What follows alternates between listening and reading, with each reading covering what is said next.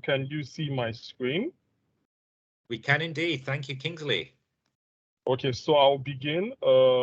By the way, I am doing this presentation within Power Apps. Inside, this is actually an app that I built for this presentation. So it's more of a demo slash presentation. Anyways, so this is the topic, very funny sounding topic, but basically a few more clicks to a beautiful Power App. What I intend to do with this session is already when you come into Power Apps, it's pretty much simple to use. It's drag and drop. You have your controls that are pretty much self-explanatory, galleries, forms, text inputs, all of that, and you can combine it how you like. But at the end of the day, Power Apps is also getting a bit notorious with. We usually build this for our organizations, our businesses, and when users, our colleagues, and everybody else that comes to it, you hear there's this there's this shared sentiment. Oh, it's Power Apps. It's going to look a certain way, or it's going to look a certain way. And basically, this session is to say you can make Power Apps look like your regular applications that people interact with, your Twitter, your Facebook, your Instagram. With a little bit of this and that, you can enhance what you're giving to your end users. And and one thing about focusing more on UI is also about encouraging adoption. That is I wouldn't say controversial topic, but really UI, beautiful things attract people. So if you're building an application, maybe the first thing you're thinking is not how beautiful it's going to be, but how useful it's going to be. But also beauty is also a form of function. So all of that, both form, both function, basically my session is about using all the resources within Power Apps to make beautiful apps. So I would start.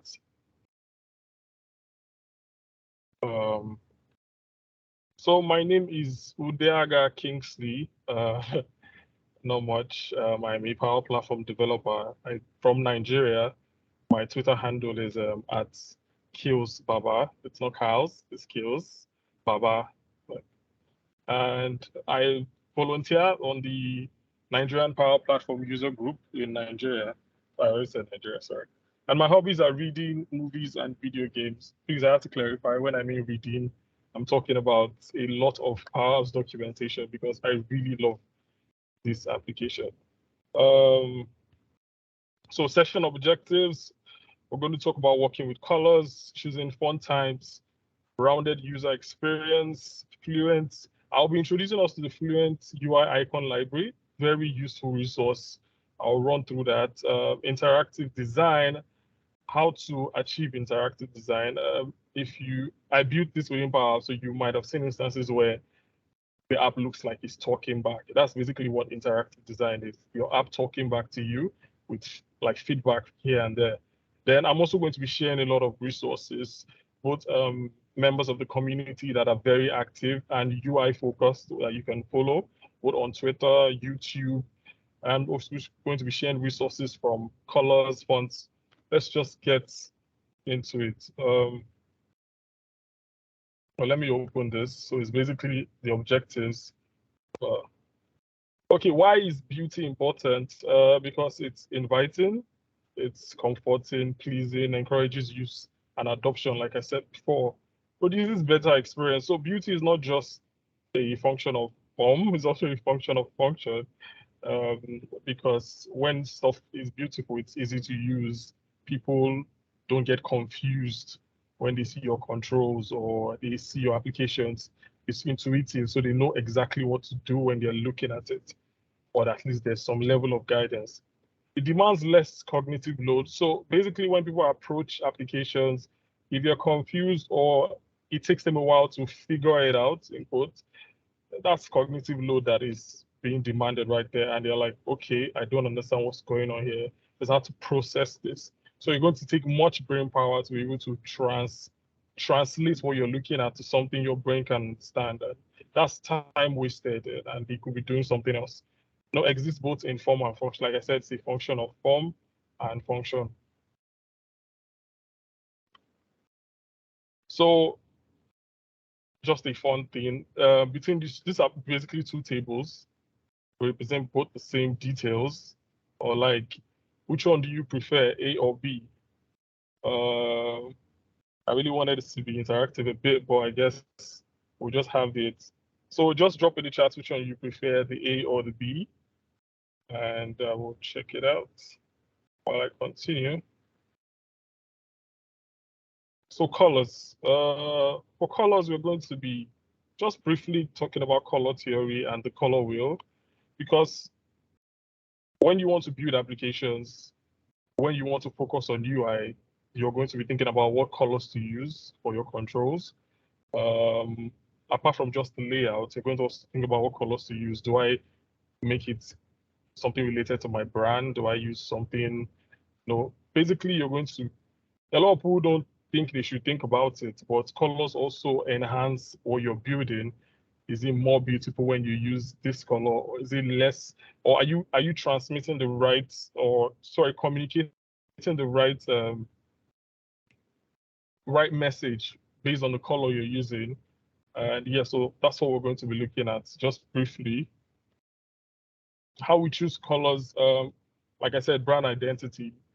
You can see all over this presentation, I'm using the Power Apps purple just to stay consistent with the theme. It's your company could be red, your company could be black, your company's color.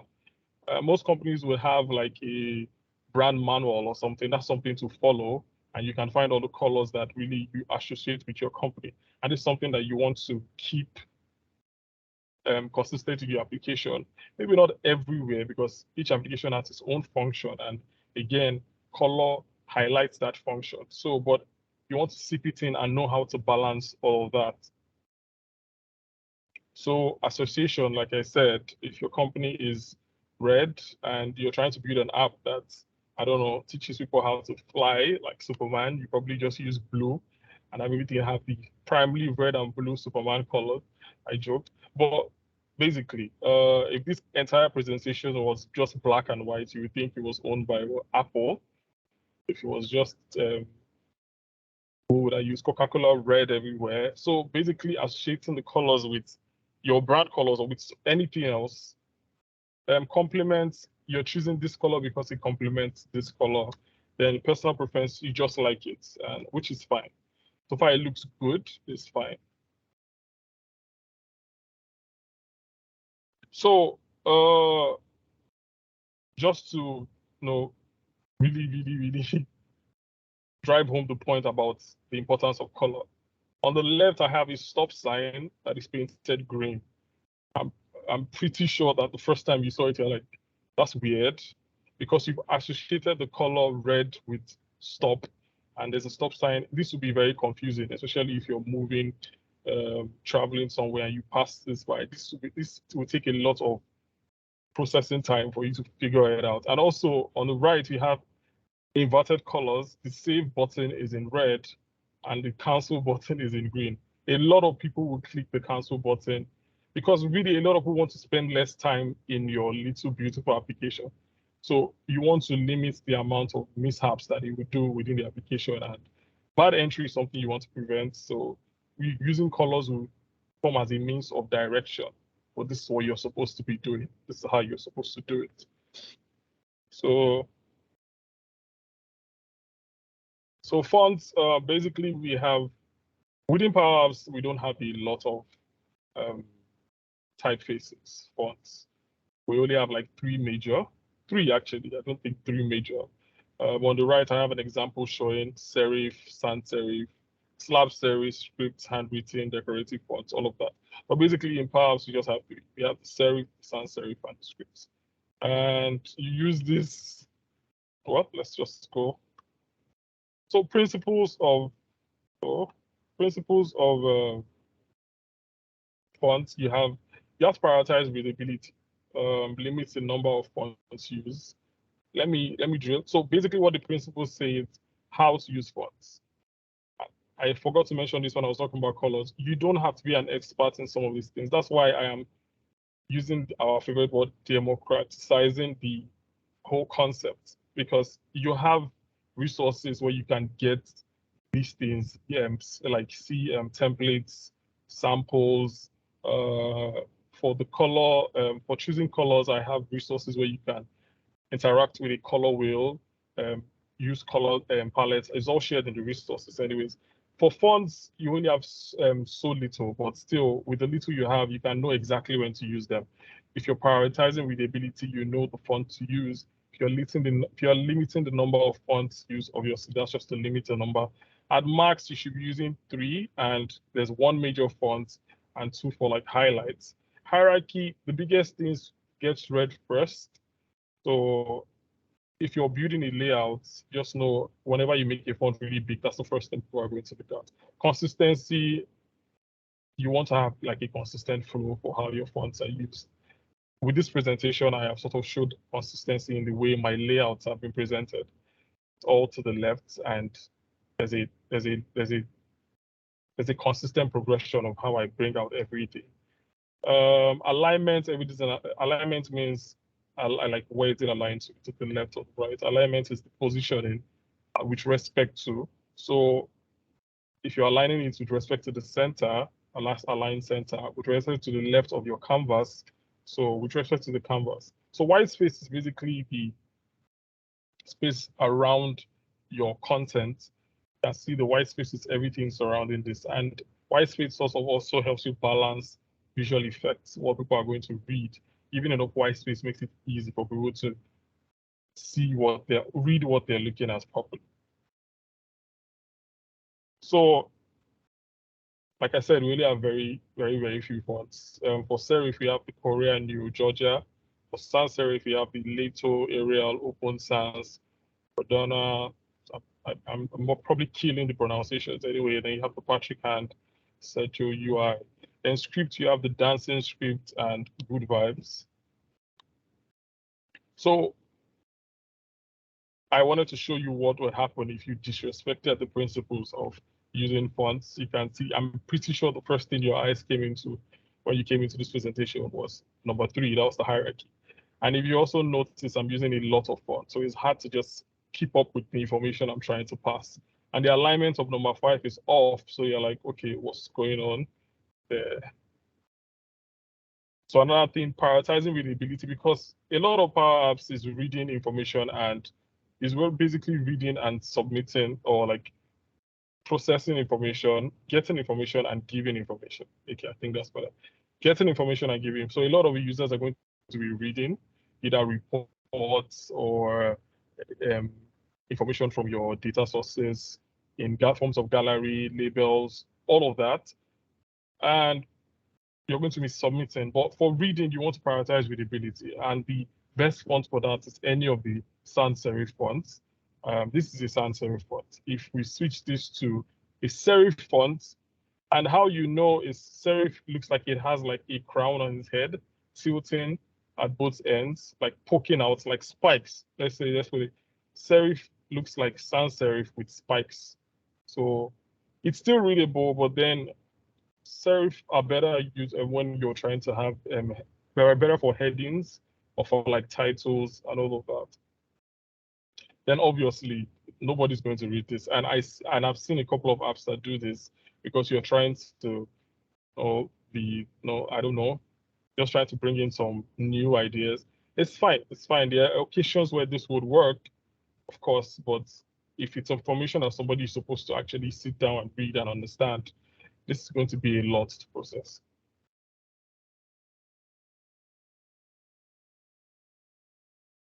So the rounded user experience, it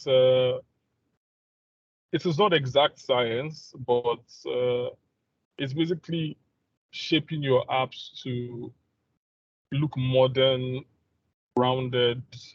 If you interact with most of the applications these days, everything feels like the corners there are no sharp corners anywhere.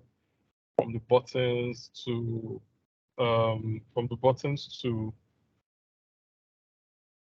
the feeds, everything feels, especially in social media, everything feels rounded.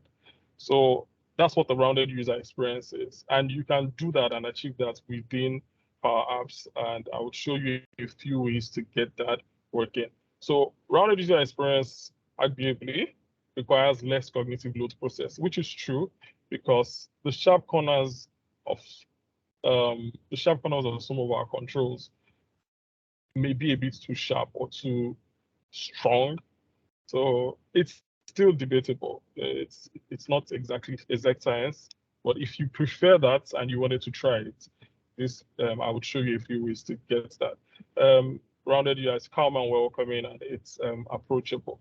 When people see rounded, it just feels like, okay, come and touch me. It feels soft. Come to me. Come to me. So how you get the rounded effect is the border radius property, and you see it in your button control, your text image control, and your image control. So this is basically how you do that. The heights, the width, the radius. So let me just show this while we are here. Like a live. So we have a button, a perfect button that looks like this. I want to make it rounded. So to achieve this circle effect, the basic thing is just to make sure your height, your width, and your radius, your border radius is exact same thing. So if this were to be like 200, let's make it big, the height were 200. So on the right pane, you see a lot of the properties pane where you can quickly edit the properties of your controls, and the border radius, voila, you have a nice little circle. Okay, not so little. So on the right pane, where you have the properties, where you have all the properties, it comes out as border radius, and you can just, when you put a single value, it affects everything. But actually, if you wanted to affect just a part of that control, because it's still a 4-corner control, the border radius on the right affects all the corners and gives you the immediate. It's just like if you were using padding or border control in HTML, where if you just submit one value, it affects everything. But if you wanted to if you wanted to be specific, you could be specific. So exactly, the border radius gives you the opportunity to just affect everything at once, or you can come to this drop down here and you see the individual corners. You have the radius bottom left, radius bottom right, radius top left, radius top right. And if I should change, and it's the same value, but if I should change this, so basically you can achieve anything. If this was something you had an idea for and you're looking for a shape like this, it's fine. And can achieve a dome effect if you do this and you have a dome-like effect. So yeah, and also for your inputs, I don't know why you would want to have this one inputs, but that is essentially the same thing. Oh, sorry. Let me take this out.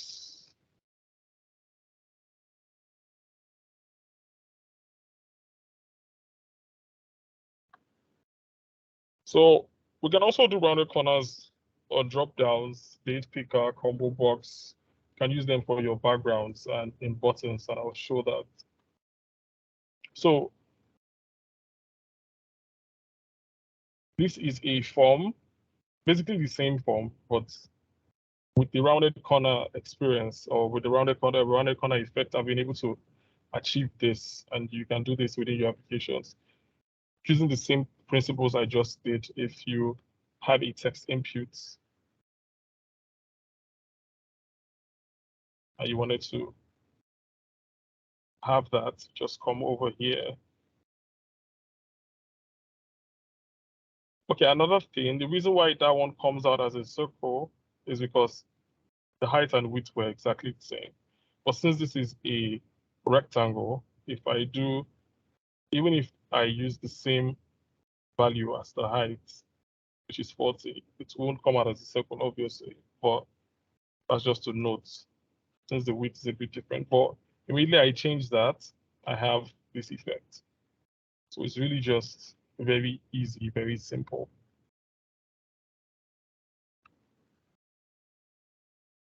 So I also give you like a list of what to change if you're trying to achieve this for the date picker. So someone asked a question during the first session how you could get a border radius because when let's just demo that. When you put a button in view mode, and I'm going to make it white.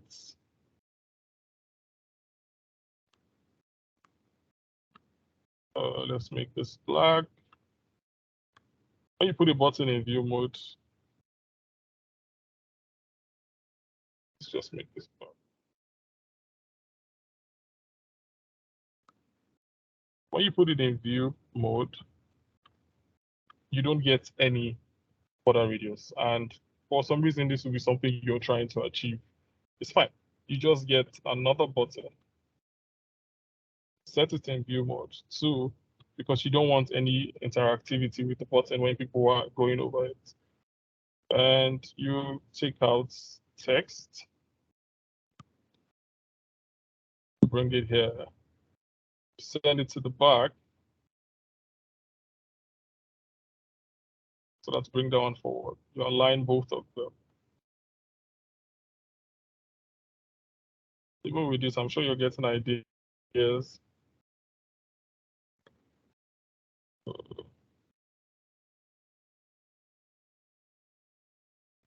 So another thing is I want to reference, so this is button 8. I want to say, we've done power FX, so I'm not going to, but also let me just say, because power formulas are so easy. It's basically English. I just want to say, give me like add 2, then the height, sort of just drop this in the chart anyways. But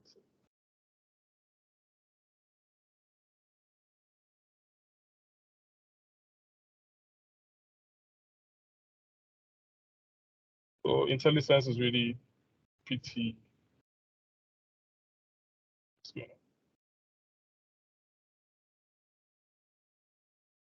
Oh, sorry, I was using the wrong. Then you add 2. So voila, let me just make this a little bit better by aligning.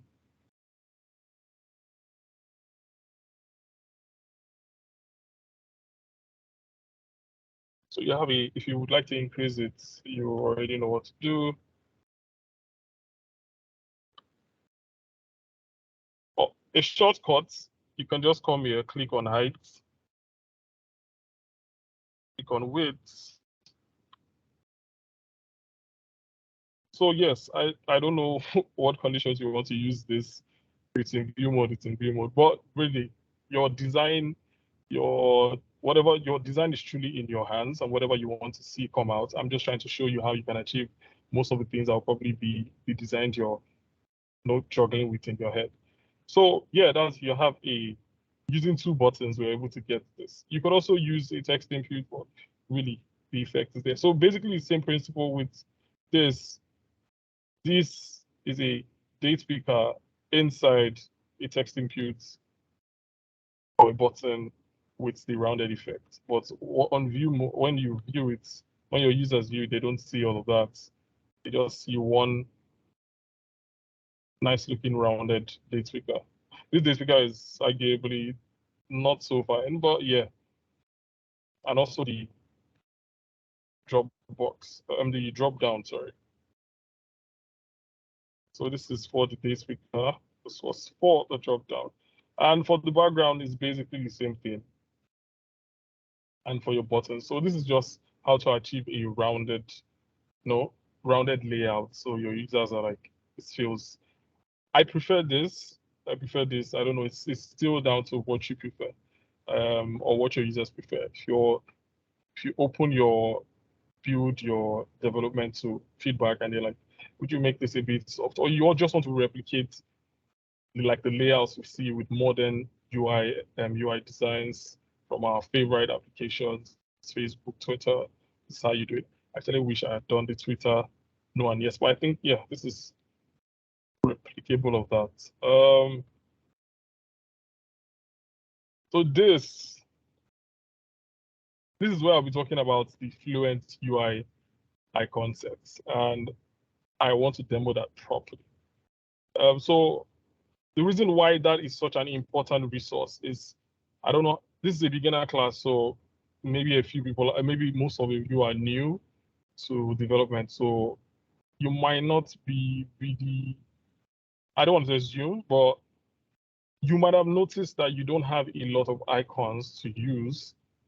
And icons are very important because you don't want to use buttons every time. Icons are pretty familiar. Most of our applications, most of our websites use similar type of icons. So when you come in, the familiarity of the icon makes you know, okay, this is what I'm supposed to do. When I come here, you know that this feels like, oh, this is going to affect the menu on the left. When I come here, this is a very descriptive icon. You know that I'm trying to leave this place. So an icon is very descriptive. It also saves you a lot of space, so you don't have to use a button and still add a label. An icon just does the job for you in one sweep. And the way you can increase, because we have such a limited number of icons in the studio library, so the way you can increase that is using the image control and the Fluent UI kits. You could also use your own SVG codes, but this resource is such a fantastic resource that I feel you should not bother yourself much about anything else once you are able to download this and use it. And I shared where to get this, download this resource on my resources, so you can get that. So the icon library, like I said, okay, another important reason. So you're using the image control. You can add an image. You can download your icons from different parts, from maybe flat icon, whatever you get it from, and you can use it in your image control. But the reason why we are specific about using SVGs, and SVGs means scalable vector graphic, is because no matter how much you stretch them, they don't lose their quality, and they are so lightweight, so they don't increase the load on your application, and they don't affect performance, makes everything so slow. Yes, you can use the image, you can use images and still initialize them on your onStart, but you really want to give your onStart so much. I hope I haven't said anything that is a bit not beginner. Oh, onStart should be beginner level. You don't want to have so many images on your onStart and affect the performance. As much as possible, you want to use low sized images, but SVGs, you don't even have to body. They're so lightweight, so lightweight. So before we go there,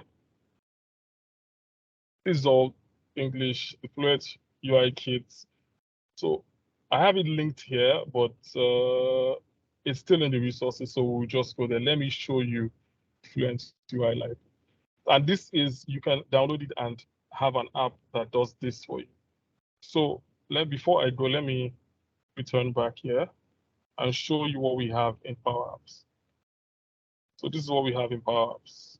All of this when you're trying to have icons. Yes, there are a lot, but not enough. Not enough. Let's say, for instance, you're trying to have your users export an Excel file. You want to have export Excel. You see there's an Excel icon. Almost every icon you can think about is here. They have SharePoint right here. You have Power Apps right here. You have PowerPoint. Basically, it opens you up to a lot of possibilities. You're building and you have an icon that represents exactly what you're supposed to do at that point. So you have over 2,254. I don't have the latest. I am not sure. I know an update was released, I think, a couple of days back. So you know that this is constantly getting updated, and you are going to have basically the Fluent UI kit is provided by Microsoft. This resource, this application was done by Emmanuel, and I'll just open up his Twitter so that, because this is such a wonderful resource, Emmanuel Gallis, and I have his Twitter linked in my resources, so you would be able to follow him. He is the creator of this Fluent UI generator, and it's such an important, useful resource. So the way you use it is you click on the icon you want, and you come here and copy the code. If you wanted like a different color, let's go and get my Power Apps purple color. Just come here, copy the color code because it uses either a hex code. Oh, okay, no, just the either the hex code or this RGB code. So you just paste that here, and you have a nice purple icon. And it's such a fantastic resource. I cannot praise this enough. You can rotate. So whatever you're trying to achieve, you're not limited to. You have 2,000 icons. The sky is the limit, or the starting point, as they say. So what you do is just copy this data and paste it in your .image control on your .image property of your image control. And I'll show that when we go to interactive design. And so interactive design is very important because your app needs to give feedback to when people are using it. Like I said, everything is going to feel new. It's going to feel like, especially when you just built it and you shipped it and they interact with it for the first time. You want as much interactivity as possible so that whatever they're doing, they get like a feedback that, oh, you're doing this correctly or you're doing this wrongly. And interactive design helps with leading the users to the ultimate goal, and also stresses them less cognitive load, because whatever they do, they get feedback from it. So it's pretty much self-explanatory. Actions are, this is what you're supposed to get. And example is this: when I come over this hamburger menu, I get a hover effect. So I know that this is a button. Aside from that, I get like if a hand all over the screen. Anywhere else, it's an arrow, but when I come here, it's a hand that looks like it wants to click it. So I know this is a button. I know that when I do this, something is going to happen. I use that almost everywhere else. So the benefits are it draws attention to the component object. Obviously, I didn't do that here, so you won't even know particularly. The hand is there, but you won't know particularly that for sure.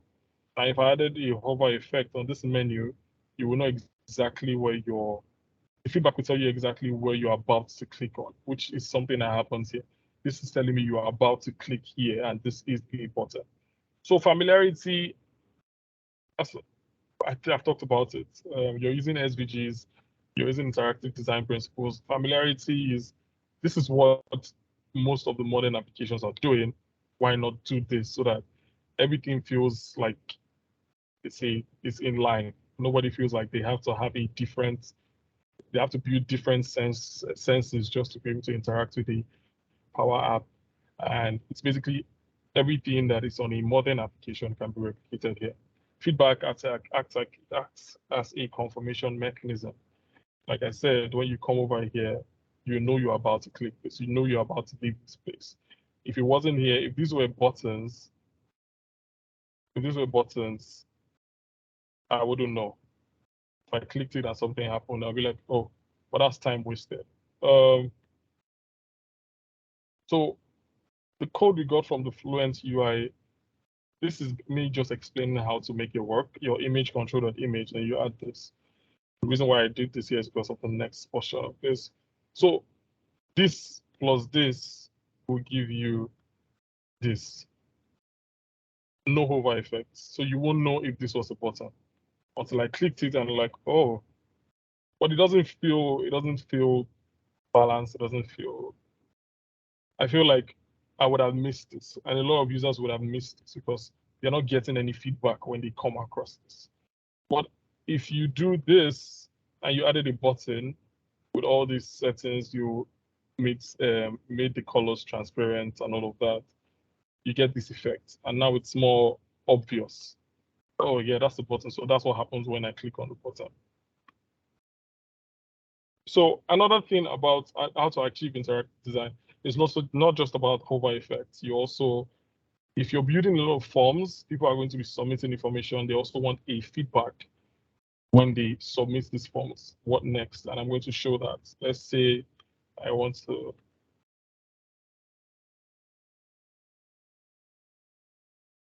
someplace, or let's just say perhaps age group. Please don't mind my data. It's just random stuff. So I say yes. So basically, when somebody's using this, they're like, oh, my form just got submitted. And while they were waiting, they had this bouncing board tell them, okay, your data is being submitted. And when it was successful, they got this nice, beautiful check mark. So how to achieve this is using, sorry, let me go back. So how to, I feel I should demo that. I feel I should let us have that properly explained.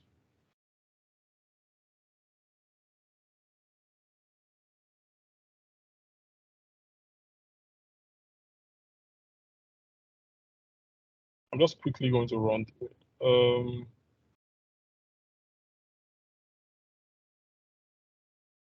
Let me copy.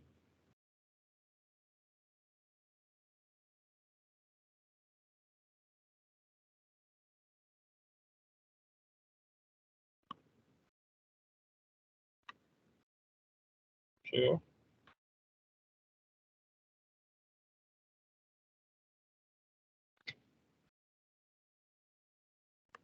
I'm using it from somewhere else. So.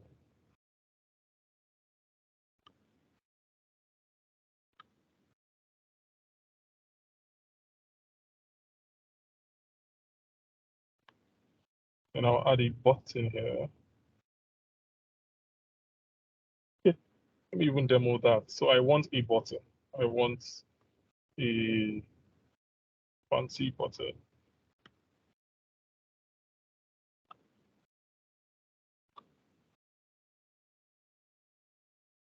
I want, let's use this. Okay. Use that. Let's use any of this. We already have these parts. I don't want to use something we don't have in parts. We have all of this too. Okay. Because you still have to.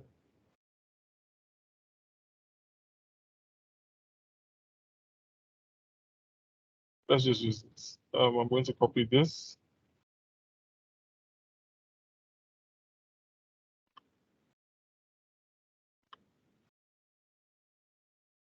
And I'm going to get the image control. I'm going to paste the code right here. So this is like a shortcut, but if I wanted to use this, I would locate it right here. So it's the dot image property or the image property of the image control. Once I put that there, voila. But like I said before, you have no interactivity with this. You have an onSelect property anyways. You can submit this, but you have no interactivity with this. So let me quickly even do all of that.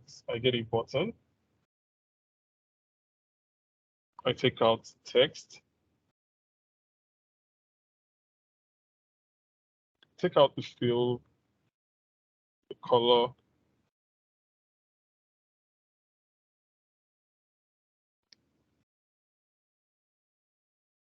Sorry. Just take a lot of this out so that you don't have any referenced formulas for now, because you want it clear. There's no text. It's a bit overkill, but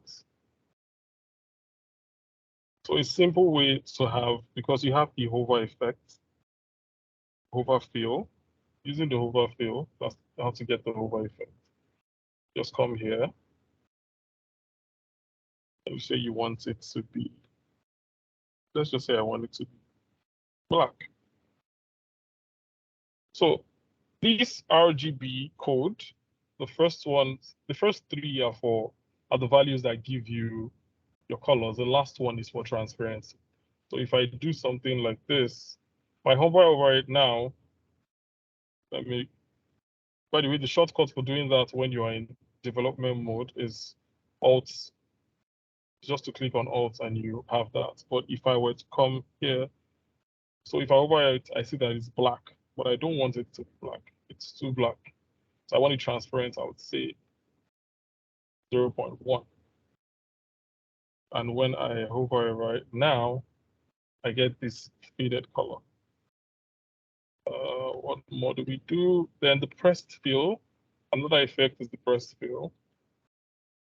Basically, you want to have the same color, but a different transparency value. So it feels like you're clicking something. You're getting like feedback when you're clicking something. So you can get that effect. I don't know how clear it will be to the video, but it feels like the button is tap dancing. So the next thing to do,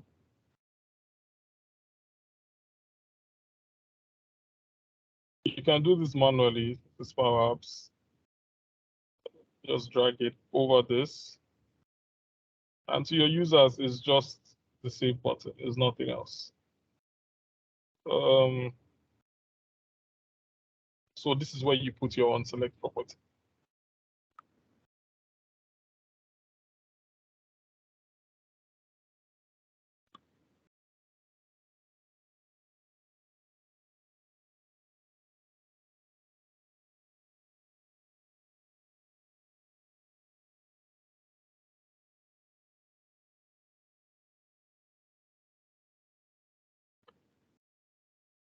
If I click submit now, let's do this. Let's choose.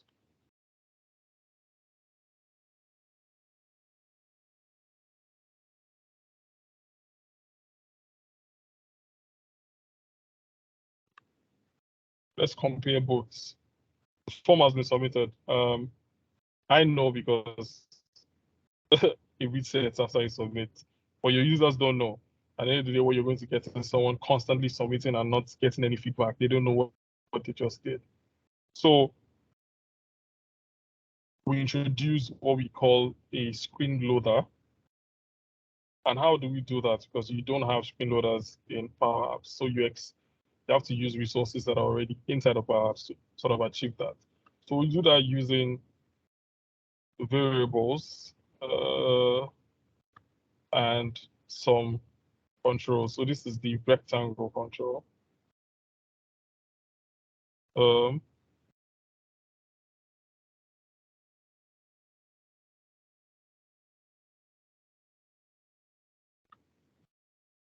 Like I said, the last value is transparency. So you just make that like 2.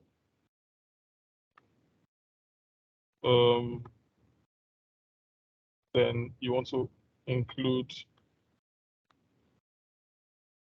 this. I already have it, but let me show you where to get like screen loaders. You can search on the internet, but there's this site I get like free load. Sorry. So loading.io, you can get free screen loaders to use. Let's do Pac-Man. Let's do Pac-Man. It's black. So you can adjust the colors. I think black is 000, hash 0000. Oh no, that's for background. I want you transparent. Okay, sorry, you come in. I want you it's in black. Too dark. It's fine. So you just download the SVG and you have it saved.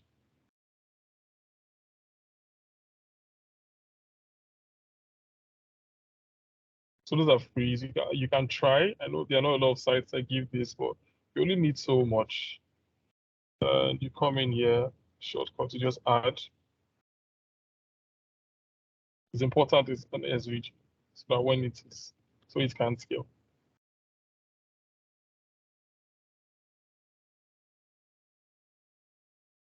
So you can see that we can make it a bit bigger. Sorry, this is just a very rough demo. Anyways. So obviously, your user shouldn't be seeing this immediately they come in here. So let's set the be visible to something that's put down. Because I haven't initialized this before, so a good thing to do is probably do this on your own visible property. You set that variable.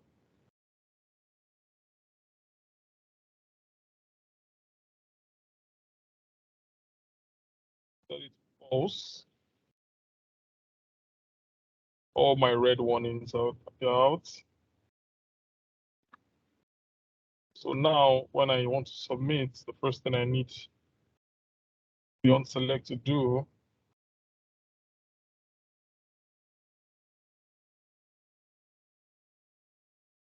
is set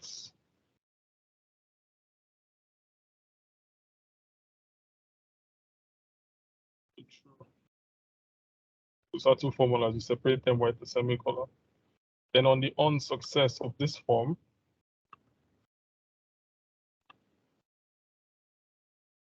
I already had that. So let me just make that. So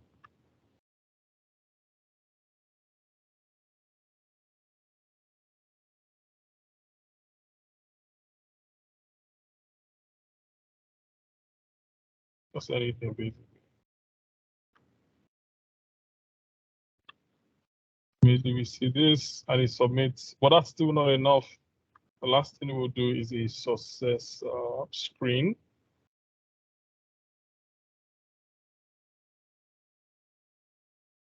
You can just use a label for this.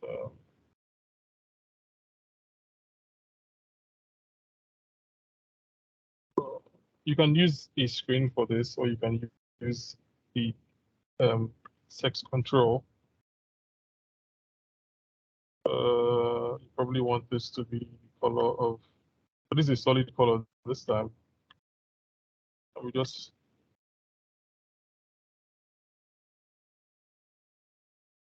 success. My English is correct. Increase the font size.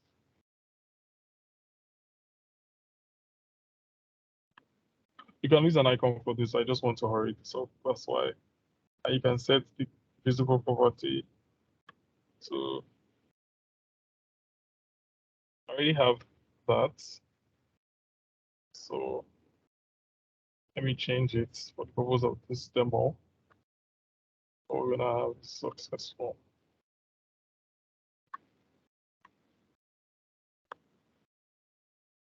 So when we do this now, it happens too fast. But basically that's it. They hit a success screen and you can have an icon that redirects them back to the beginning. So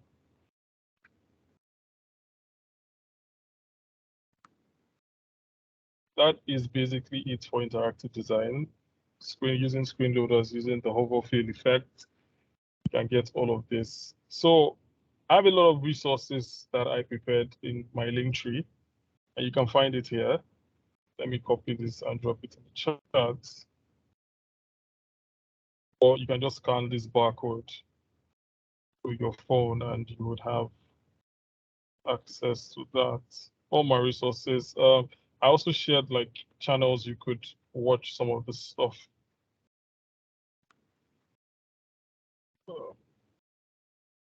Over. So big. Okay.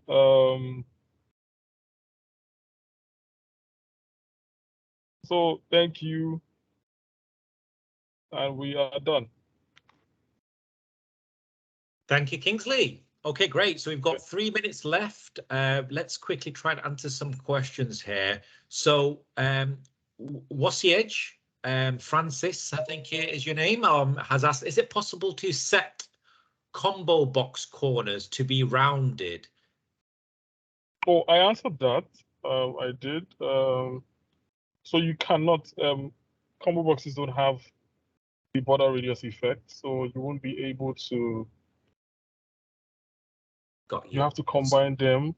Yeah, you have to combine them. Let me just show that. You would have to combine them with a text input or a button. So this is this is a drop down or a combo box. You would have to combine it like how I did it here, and you get that effect. So yeah. Great. So Simba's asking, can we add custom properties to such image or button components as we do when we create custom components so that we can further fabricate the behavior of the component? Okay, yes, I think I understand that question. Let me take this out. I understand the question. Let's have, but I will need to demo that.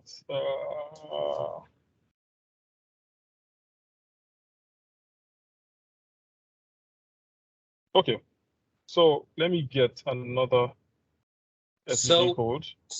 So how about this? So before you do that, there's one final question, which is how to use a custom font type for text box, which is the last question. Well, that is perfect. Custom font types. Basically, I have a resource that would explain that properly. I would not do justice to that topic the way Matthew has done it. So I have it linked in my link tree, and you can just get to that code and you see Matthew Devonay's post. On his website, he has a very detailed explanation of how to achieve themes and custom colors, custom themes, custom fonts, and all of that. Let me just get this.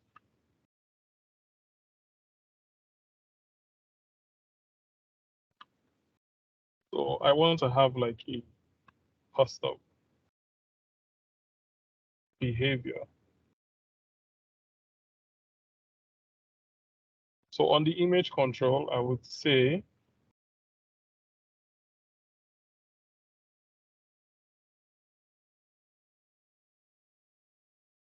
there's a property called switch. Let me use the if statement. That's fine. If form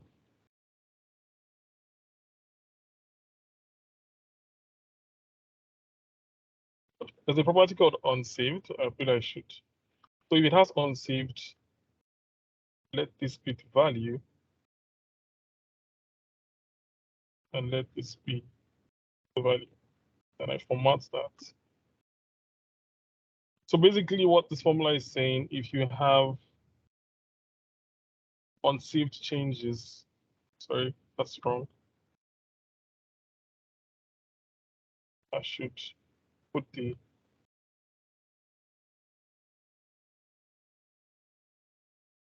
so this is a custom situation. If this is just for demo purposes anyway. If I don't have anything, this is all blank. Sorry.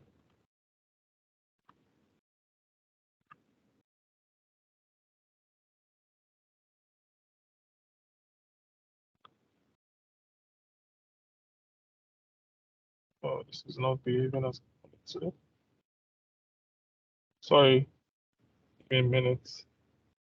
That's fine, Kingsley. Look, I think you've done a fantastic job there. I know you're trying to, on the fly, try and answer people's questions on the fly, which is very brave of you, I have to say. So what I'd recommend, Kingsley, is first of all, guys, round of applause for Kingsley. Yeah, round of applause, because I think we all agree, especially for Canvas app developers, this session has been hugely beneficial. So huge kudos. Thank you to Kingsley. And feel free to share your blog as well, Kingsley. Thank you, Michael, as well, for sharing that blog. And if you could share your blog in the chat, so that the community can keep in touch with you, Kingsley, that would be fantastic, because I think you're doing lots of great work in the community. Thank you very much. So no official blog yet, but you just follow me on Twitter, and I'll update you when we start with the YouTube, because that's next for us. Okay, well, I've got your Twitter account, so I'm going to put your Twitter in there now. So I'm putting Kingsley's Twitter in there. I say watch out for Kingsley. He's a future community hero, I have to say, Kingsley. Thank you very much. So I've just shared your Twitter there. So follow Kingsley. He's doing some great stuff. Okay, Kingsley. So once again, thank you so much. Fantastic session. And I look forward to seeing you soon. Thank you very much. Look forward to seeing you too. Bye. Bye-bye, Kingsley.